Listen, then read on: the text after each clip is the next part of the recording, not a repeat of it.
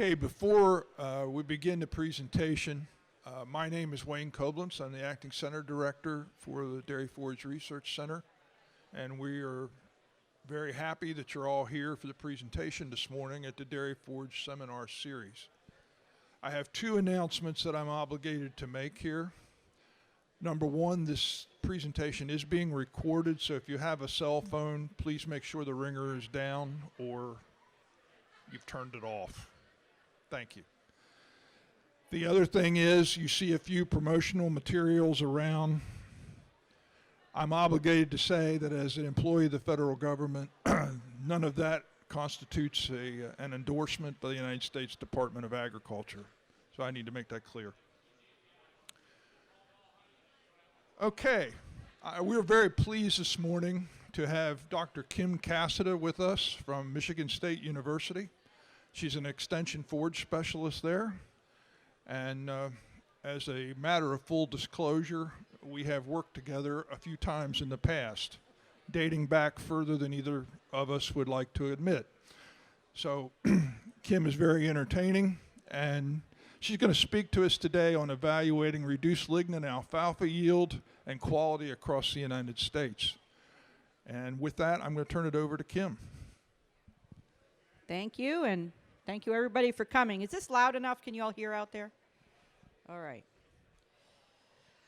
I was asked to come up with a topic about alfalfa, so I decided on this one. I have been involved with some of the work to evaluate reduced lignin alfalfa in its early phases, but I didn't approach this talk as just being a summary of what I have done. I actually went through the literature and the farm reports and dug up all the information I could find about how these reduced lignin materials have performed since they were released. So the big critical question, oh, and I'm also going to say, similar to Wayne, I don't work for the federal government, I work for the state, but the same thing applies. We talk about these products, but that doesn't necessarily mean we're endorsing them. Our role as university researchers is to be the objective people who evaluate things without bias. So I'm trying to present the information to you in a way that's just giving you the facts and you can make your own decisions. But the challenge of what we are trying to deal with dairy forage alfalfa in particular is this classic trade-off of yield versus quality. And I'm sure you're all aware of that if you grow alfalfa. We know that as yield increases with days of regrowth of the stand, then we reach a peak where if you leave it out there long enough, it'll actually start to decrease a little bit. But at the same time as that is happening, our quality is going down. So if you evaluate quality with RFQ as an indicator of the overall quality of the material, as yield goes up, quality goes down. That's inescapable. And it causes us a problem because we would like to optimize both of them. The components of quality that are changing are just shown here. Typically, we will see that the NDF digestibility, this purple line, will be decreasing as we advance in maturity. Crude protein will also decrease a little bit, or a lot, depending on how far you go. NDF, on the other hand, will be increasing, and the main driver that is that's pushing the NDF and the digestibility decrease, point to the right thing there, is this lignin in the red line. So lignin is not a very large percentage of the plant, but it has a very large impact on digestibility of the material, which I'll talk about in a minute. But first I want to point this out. The third piece of this trade-off that we have to consider is persistence of the plant. So what happens when we try and optimize quality for our dairy cows? We're typically going to be harvesting alfalfa at the late bud stage. And this old chart indicates that as you're looking at yield here, here's our late bud stage is approximately where the arrow is pointing. If you look at this line down here, this is how the roots are recharging their carbohydrate stores after cutting. So if you wait until 1/10 bloom, typically it's fully restored. That was the basis for the old recommendation of waiting to 1/10 bloom. But if you cut at late bud, you never let it get there. And so your next cutting is going to start at an already depleted level. And as you can probably imagine, if you repeat this cycle enough times, eventually the plant is out of root carbohydrates. And this is what causes that early decline of our stands sometimes when we're on an intensive cutting schedule. All right, getting back to lignin and how that relates. What lignin is, it's a phenolic compound. It is considered a secondary compound in plant cell walls. This is what it looks like. We have our fibers of cellulose, which is the big groups of fibers here, and the hemicellulose is the green fibers that are kind of meshed around there. And all around those, we have these brown fibers, which is the lignin. And the lignin, basically, as time goes on, it fills in all the gaps between the cellulose and the hemicellulose. All right? So it's kind of solidifying that whole mass. And that is going to increase steadily as the plant matures. Alfalfa in general is going to contain somewhere between 5 to 14% lignin, depending on what stage of the cycle you cut it at. Lower lignin when it's very, very immature. If you wait until it's fully mature and senescing, maybe up to 14. Most of that is in the stem material. Why do we care? The big reason that we care about how much lignin is in there is because it is indigestible to virtually, not only ruminants, but virtually everything that we know of. There are a few bacteria that seem to be able to break it down a little bit in the soil, but it is very slow to degrade. And the problem with that is because it is completely surrounding or increasingly surrounding the digestible part of the cell wall, which is the cellulose and the hemicellulose, it blocks access of the rumen microbes to be able to get to that and digest it. It's just a physical barrier. When that happens, we reduce the fiber digestibility in the rumen. When we reduce the fiber digestibility in the rumen, we consequently reduce feed intake because it takes longer for the fiber to move out of the rumen. The animal can eat less. All these things affect your bottom line and your performance.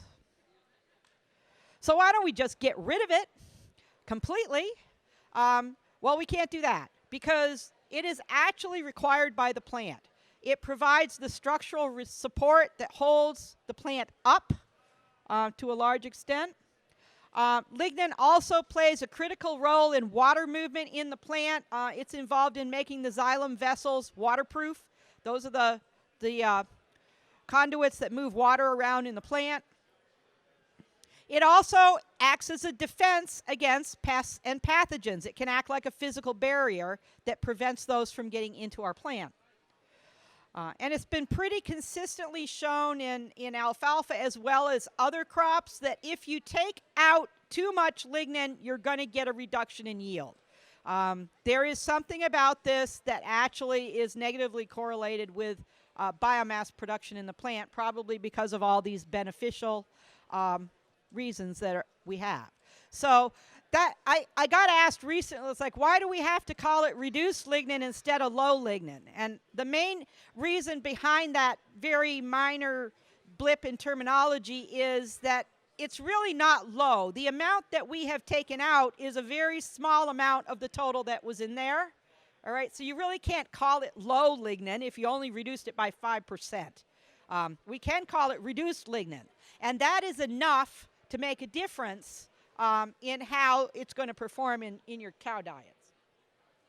So that's how the story behind that. So can you reduce lignin by conventional breeding? The answer there completely is yes. We've been doing that for a long time. We have varieties that are called high-quality varieties.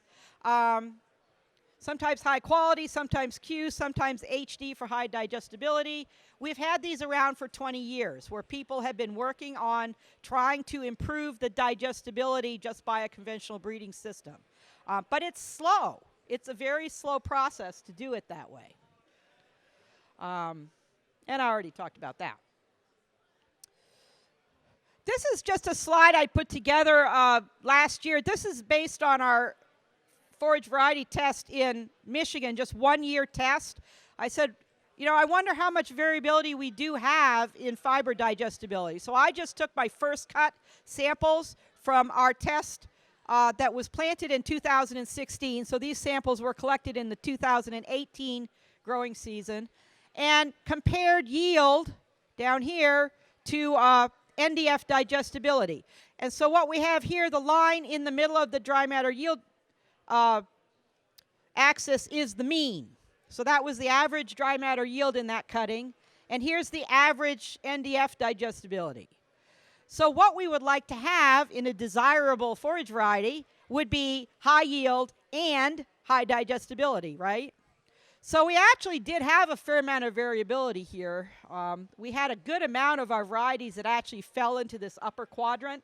And I will also say that to the best of my knowledge, because some of these are experimental, so I'm not sure what they are, but to the best of my knowledge, there are no Harv Extra varieties in this particular test.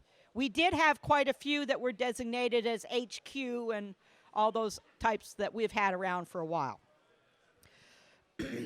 But it does indicate that it's possible to have the best of both worlds to some extent. But people thought maybe we can do this faster. So some years ago, probably 10 or 15 years when this started, the Consortium for Alfalfa Improvement was put together, and they were trying to use genetic engineering to speed up this process. And this group consisted of Forage Genetics International, or I think maybe it was actually Monsanto at that time, the Samuel Roberts Noble Foundation, and the Dairy Forage Research Center was all working together to try and apply genetic modification to a specific lignin gene.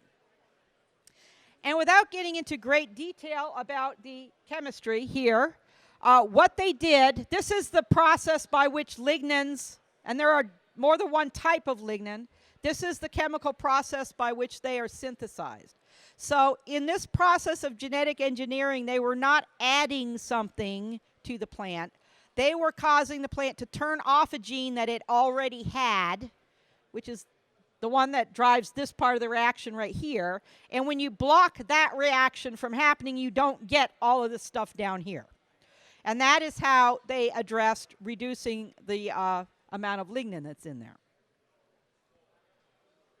So what happens when you do that, back to this chart that we've already seen, here's our yield, here's our RFQ for our normal alfalfa, and here's the predicted RFQ for a reduced lignin alfalfa. We still have lignin, all right? The lignin still increases with the maturity of the plant, but it is delayed. It happens more slowly.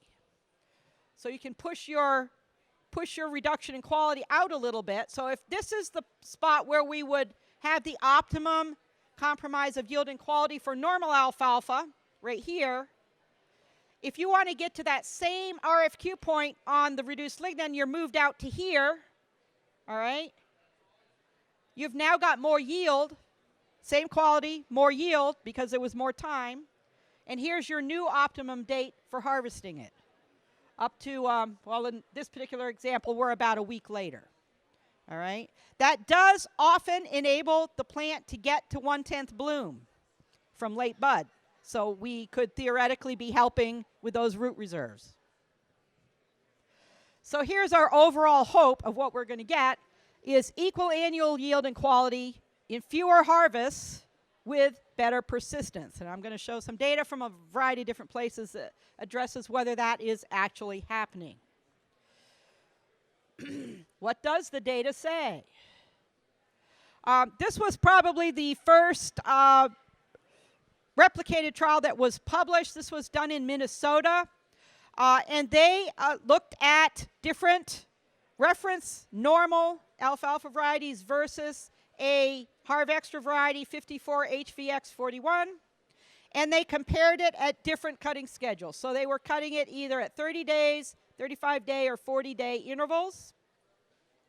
And they averaged all their standard reference alfalfas together. So here's our Harv Extra and the dotted line, and here's the normal ones with the solid line. This is forage yield. I can't read sideways. Okay, so yield is increasing over time. The Harv Extra did not increase quite as fast, and it didn't reach the same peak yield here. But when you looked at alfalfa relative forage quality, you don't really want to look at them at exactly the same point in time, right, if you're going to delay the harvest. So if you look at this on a 30-day harvest, they actually were the same at that point. Then look at it at 35-day. So here is our dotted line. If you track that all the way back over here, it's actually got more yield than the conventional varieties had at 30 days. All right? Same quality, because you look over here, here's that equivalent line, and they match up pretty well. All right, so we're saying this is actually doing what we expected it to do. This is good. All right, here's just another way to look at their data.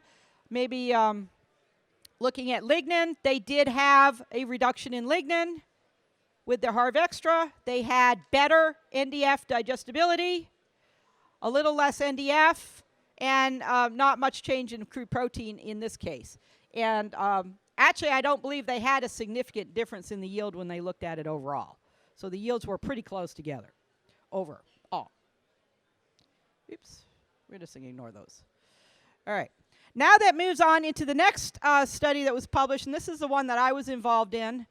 This is often referred to as the 6-state study because there were 6 states involved in it. This was funded by Forage Genetics, for full disclosure.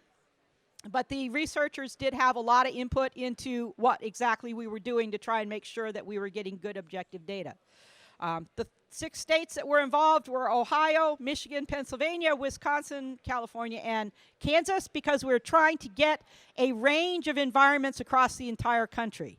The purpose of this study was to get some general information. So on average, how does this material perform across a range of different environments? It really wasn't about looking at within each one of these states, how is each cutting different from each other cutting. We're looking at the big picture here. So this was planted in 2015, and we did 1 production year of data in 2016. This was using an experimental variety that was never released, because that was all that was available at that time when we started it. Our objective was to compare the forage yield and nutritive value of the Harv Extra with a high yield standard variety and a high quality standard variety across different harvest intervals in as many environments as was financially feasible. All right, what did we find out? This chart right here shows, and I'm sorry that it is in metric units. This is from our scientific publication, but you can see the trends. This is yield. A Harv Extra is the black line. Our high yield standard variety is the blue line, and our high quality standard variety is the red line. So yield actually did not differ if you looked at it at the same point in time. This bar right here indicates how big the difference had to be for it to be statistically significantly different. And within each one of these cutting schedules, it overlaps. So this is 28 days, 33 days, and 38 days. All right, but the key thing to look at here is, again, how do they compare the Harv Extra at a long harvest interval to Harv Extra, or I'm sorry, to the standard varieties at a short interval. And that's what this dotted line here is showing. Here's our intensive 28-day schedule. Here's Harv Extra at 38-day schedule. No difference among them at 28 days, but if you waited to do this one at 38, you're now going to have quite a bit more yield than you would have had harvesting a conventional one at 28. And if these other sections look at the quality, here's crude protein, same structure of the charts. Here's NDF digestibility, and here's NDF. So if you look down here at the cell wall, because that's the most important thing that we think about with a reduced lignin variety, yes, NDF goes up with maturity in all 3 of them, and digestibility goes down. But again, if we found that the Harv Extra at any single date was always better, all right, than the other 2. But if you look at them across those cuttings, again, Harv Extra over here has the same same digestibility as our high quality standard over here. but with more yield. All right, you follow that? That's our key piece. This is a fancy chart just to show, our statistician got crazy with this one, but it's kind of cool, so I'm going to try and explain it to you.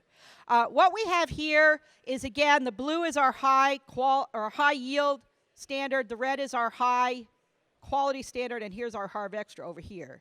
And this is a method of looking at overall how do these varieties segregate for all of these different quality traits. So we have lignin, ash, fiber digestibility. This is undegradable fiber at 48 hours. NDF, yield, mean stage count is a measure of the stage of maturity of the plant, and crude protein. So what this is showing us, for anything that's moving in this direction, as harvest interval increases from 28, 33 to 38, we are increasing lignin, we are increasing undegradable NDF, that's bad. We are increasing NDF, increasing yield, that's good. And we're increasing the maturity score, which is just telling us that, yes, it is maturing, as we would expect. We are decreasing ash, digestibility of the fiber, and crude protein. Crude protein we don't necessarily want to decrease, but it's generally considered to be a good thing to be reducing ash and reducing ash. But we don't really want to decrease NDF degradability either. So what we're doing over here is we are decreasing crude protein and increasing yield. But the key thing here is our Harv Extra 1 is not in the same part of this chart as this. So that means that it is changing at a different rate. Anyway, sort of cool. Another thing that we found while doing this study, and this actually seemed to be, for some peculiar reason, was more commonly happening at my site than the other 5, but it's a bit of a caution that we had not really thought about. But we found that as we were extending our harvest interval, all right, we were actually sometimes running into trouble with our stewardship requirement. So when you buy a bag of Harv Extra, which is also Roundup Ready GMO alfalfa seed, you are agreeing, depending on what part of the country you live in, that you will always cut it before 1/10 bloom, if you're in the major Midwest part. And if you're in the seed-producing areas, you should cut it in the Midwest before 50% bloom, and in the seed-producing areas before 1/10 bloom. Get that straight. We sometimes, when we extended the harvest interval, we were running into that threshold. So that would mean that at that point, you would need to cut it, regardless of whether that was where you planned to do it or not. Not always. Mostly when it was growing under stressful conditions.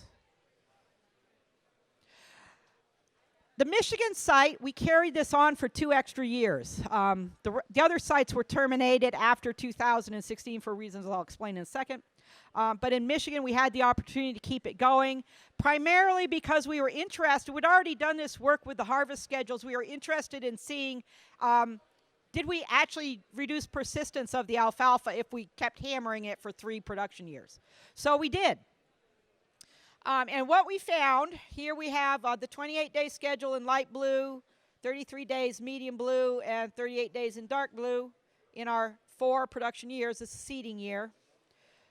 In 2017, we had a fairly significant drought at our research site, but the plants were able to recover from that and bounce back a little in 2018.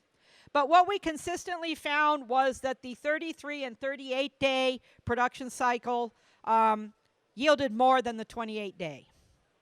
Okay? This has got nothing to do with the variety. This is across all of the varieties. This is just talking about cutting schedule. Okay? So in spring of 2019, we went out and dug plants because we wanted to see what kind of survival we actually had after doing this. This is what the stands look like. So visibly, it looked like we were getting some decline. We had some heaved plants, and there were some dead areas. Overall, it looked like a stand that was not completely happy. We did have a hard winter in Michigan last year. But what we found when we did the statistics on this, we actually did not find a statistically significant difference in stand density amongst any of our treatments. So it was not affected by harvest schedule. It was not affected by variety.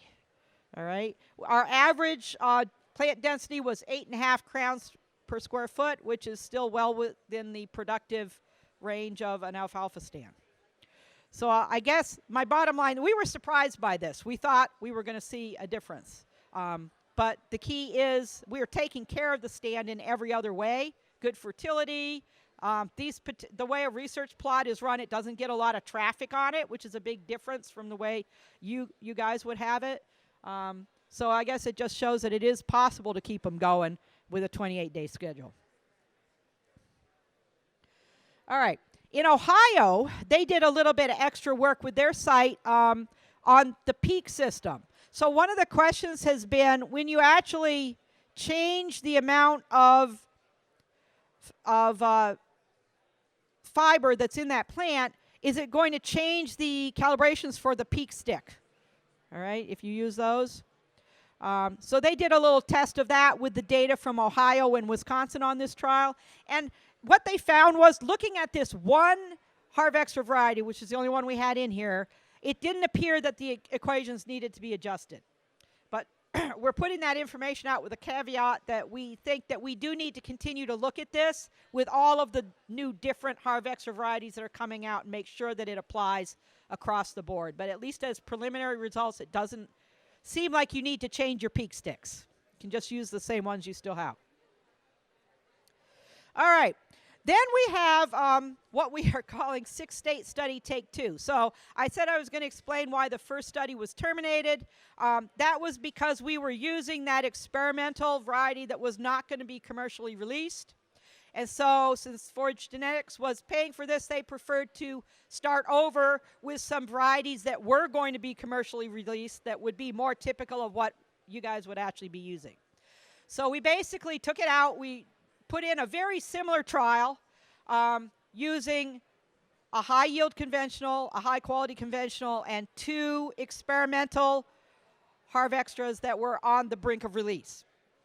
Very similar design, except for that in this case we only had 2 harvest schedules. We thought maybe we didn't need to do the third one. We're just sticking with a 7-day interval of 28 and 35 days.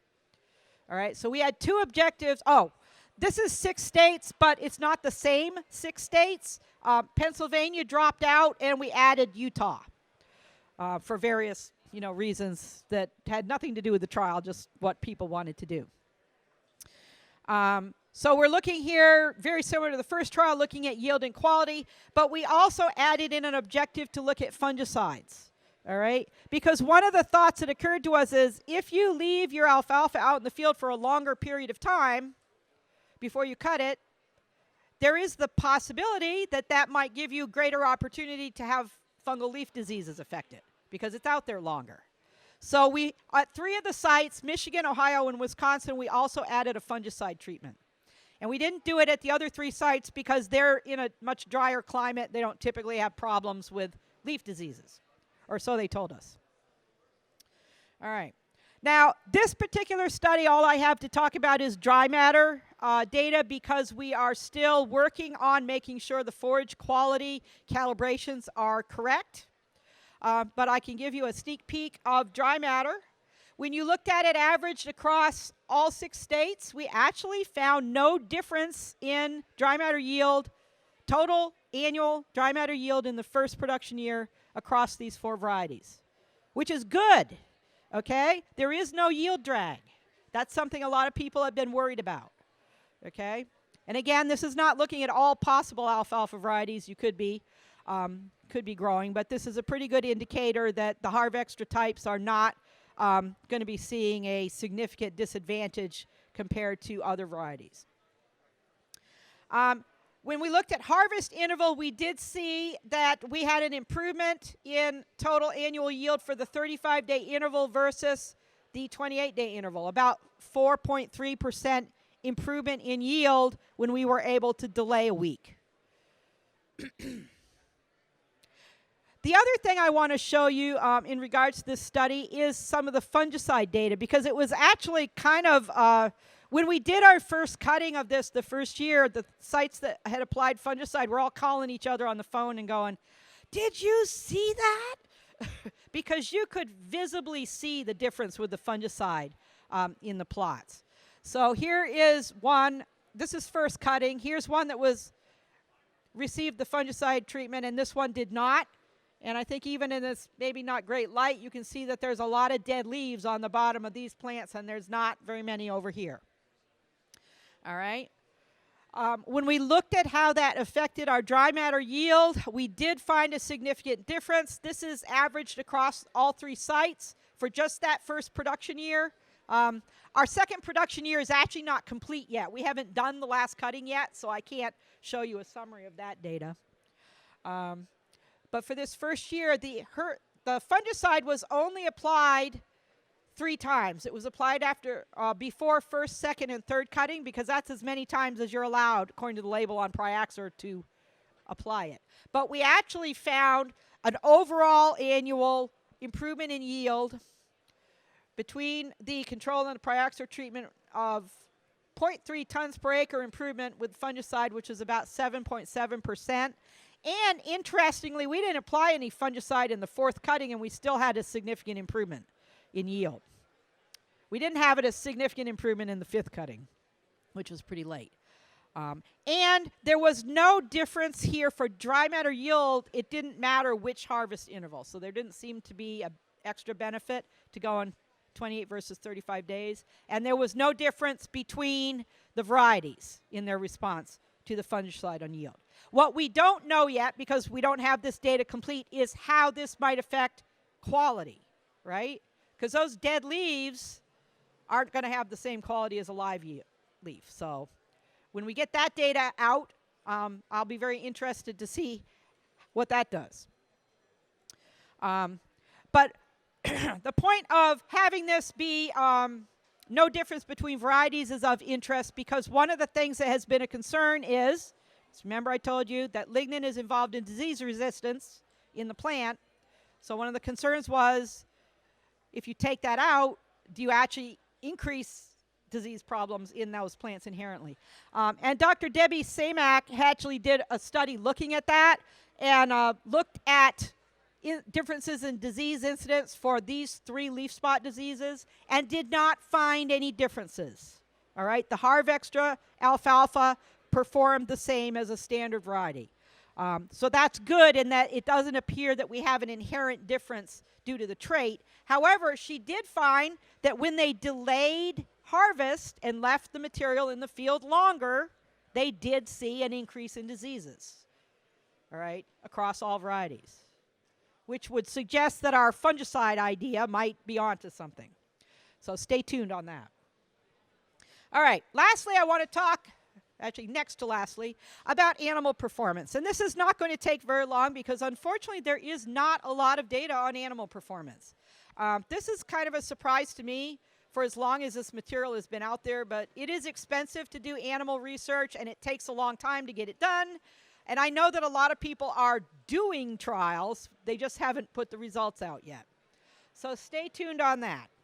But what we do have is some of the initial work that was done during development of the trait by Dave Mertens, that is showing that the Harv Extra trait did improve in vivo digestibility of fiber and dry matter in lambs. They did it with lambs because they didn't have very much material. They didn't have enough material to feed cows, so they had to do it with a smaller animal. They also found that when they increased the digestibility of the material, they increased the dry matter intake in the animals. That's what we would expect. Better digestibility, they can eat more. There are some non-replicated farm trials that, if you've been to any of Forage Genetics presentations, they will tell you about those that do indicate that at least in a non-replicated situation, that there is a suggestion that we have some improvements in milk production.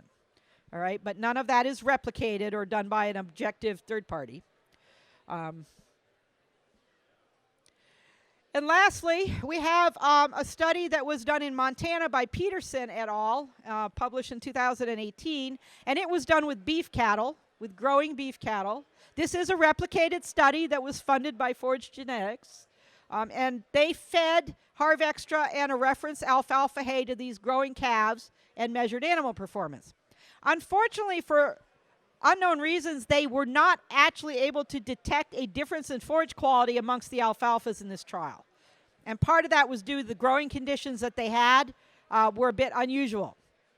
But as you might expect, when there's no difference in forage quality amongst the alfalfas, there was also no difference in animal performance. All right? So that's where we're at with our knowledge base on the animals. So truly the last thing I want to talk about is how you would use all this information in your management system. So most of us working in extension, we see two options for how you can approach using reduced lignin alfalfa. One is you can manage it for the improved quality and take advantage of that. So in this case, you would probably just continue to manage alfalfa on the cutting schedule you've always used. You're going to use an intensive schedule. You on that same date and time, your yield should be similar based on our data, but your quality will be better. Okay, most of the time. You can take advantage of this additional flexibility in case you have a weather delay.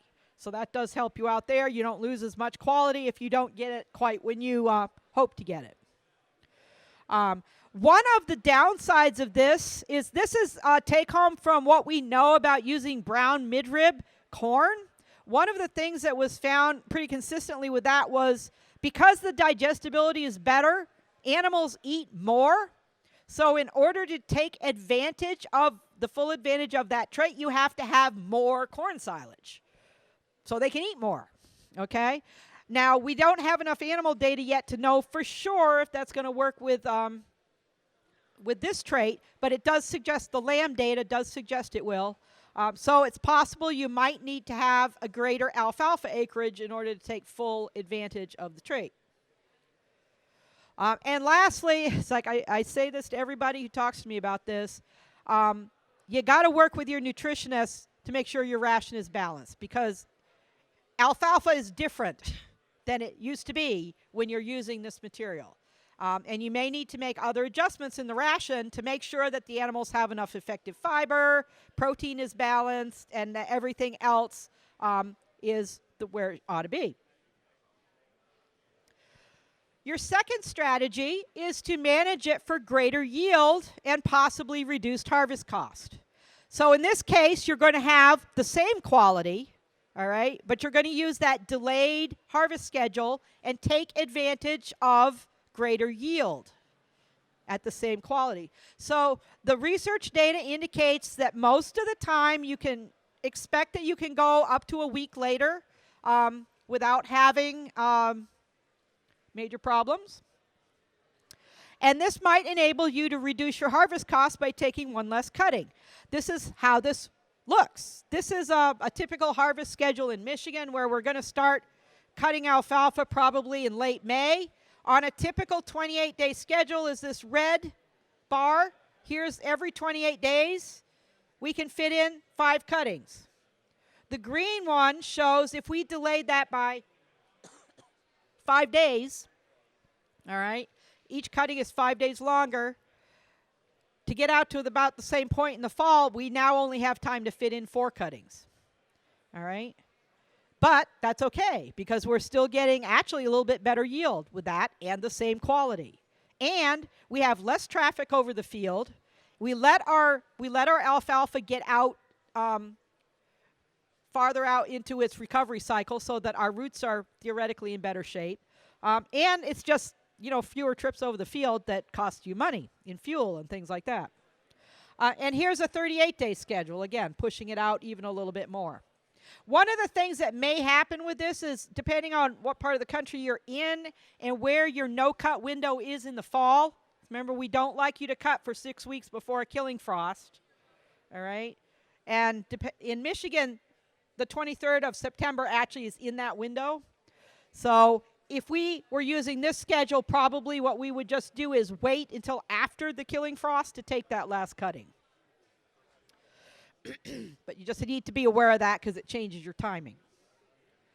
You do need to, if you're using the extended harvest schedule, you do need to watch out for that flowering threshold and make sure you're following your stewardship agreement. You may possibly see a benefit from using fungicides. Again, we need to get the rest of the data on that, but it seems likely that that may pan out. But that's an additional cost that you have to think about. And possibly, this might get you a longer stand life. And that is all I have. So I'm told now there will be a lot of questions.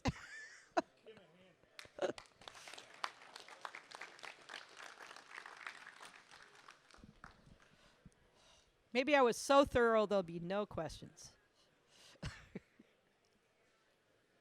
Does anybody here already use this material? Do you like it? What do you like about it? It keeps quality. Okay. Good. I like to hear that.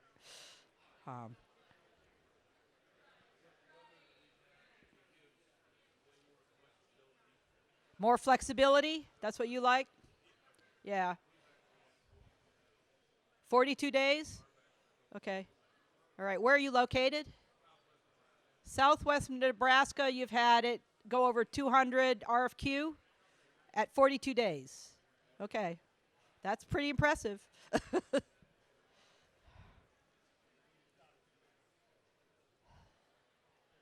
Yeah.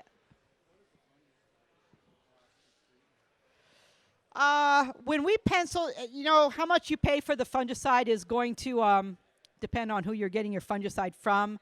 And the last time I tried to actually put a dollar value on that, the fungicide people told me my numbers were all wrong. So, so they said you should get a deal from them. They said my prices were too high. But we were able actually to show that it still made money, even using a very high price for it. And I'll also point out that in that particular study, we were applying it at the maximum rate, and that may not be necessary. That work hasn't been done either to indicate most of the people selling Priaxor tell me you don't typically have to use it at anywhere near the maximum rate. But that is an area of research that probably needs to be looked at. I know I can say, at least in Michigan, I have done some fungicide work with Priaxor's predecessor, Headline. And that was all contract work with the chemical companies, but they never once asked us to put it on first cutting. They always wanted us to put it on the midsummer cuttings. And actually, at least in our site, the biggest bump we saw was first cutting. And so there's an open avenue for an opportunity to investigate that, especially with the weather that we've been having in the spring. I mean, this was like perfect weather for fungus the year that we did this, because the spring was really, really wet. We were delayed getting out there. We did have some lodging. I should probably mention that. People always ask about lodging with Harv Extra. And in our experience with these multi-state trials, we do take lodging scores. And yes, it will lodge, but usually when it lodges, everything else is lodging too. So it's not any different than our other varieties, at least as far as we can tell. So alfalfa will lodge. You know, if it gets, especially first cutting, it gets really tall, and maybe you're late getting out there and you have a hard rain, it's going to go down. So, but that's a perfect opportunity for your fungus to get in there when that happens.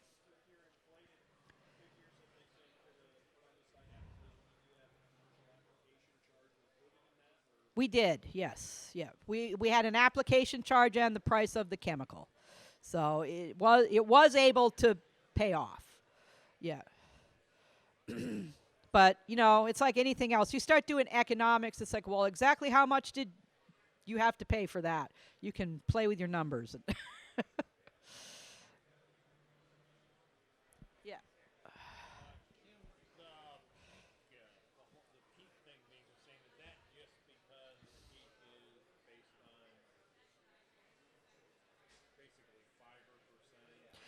Yeah. Right.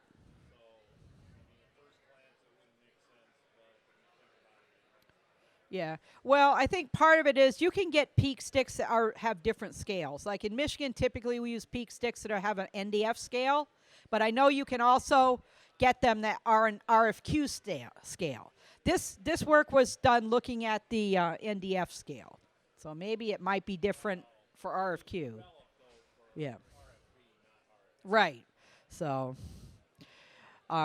there's a lot of different things that get put on the peak sticks. Yeah. I would agree.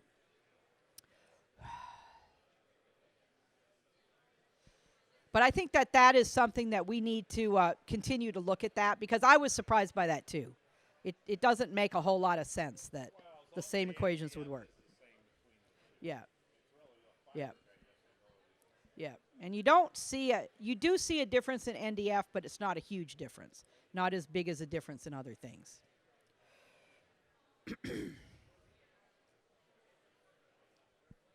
Anything else? Yes, John. Yeah.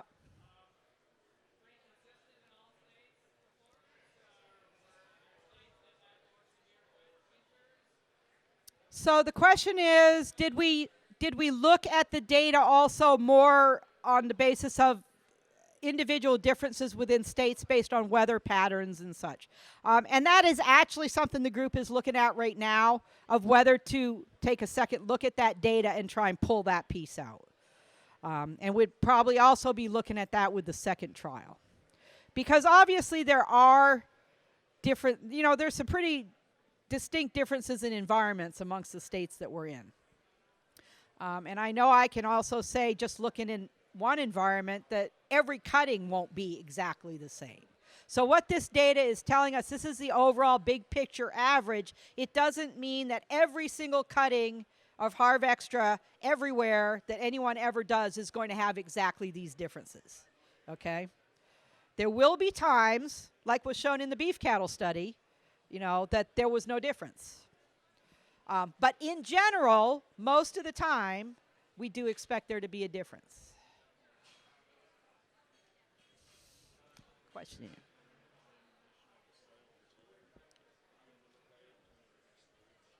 The question is about, did we look at soil fertility across the states? We just have background fertility. They were all managed for maximum recommendations for alfalfa. So, all of these were put on good sites.